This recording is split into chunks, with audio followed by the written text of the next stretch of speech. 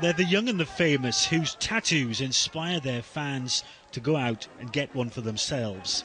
But if the tattoo artists don't have the right equipment or skills to do the job, then the results can be terrible. So I've got quite a lot of tattoos, but this is the one that nearly cost me my foot. Gemma Hardy wanted a tattoo of a flower on her foot, but ended up with blood poisoning instead. Obviously went to hospital and they diagnosed me on the spot with septicemia, blood poisoning and cellulitis. Had to go on some really strong antibiotics. And they said to me as well that I'd left it for so long thinking that it would get better, that if I'd left it much longer the infection could have gone to my bone.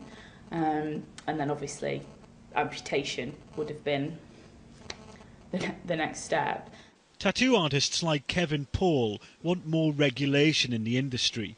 Kevin's well known for his celebrity clientele, and he's put together a book of guidelines that he wants the government to put its weight behind.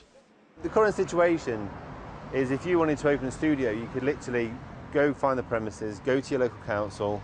As long as you've got wipeable floors and an autoclave to sterilise your equipment, you're then going to be classed as a professional tattooist. And there's a lot more to it than that. You need to have some form of training and ability to do it in the first place.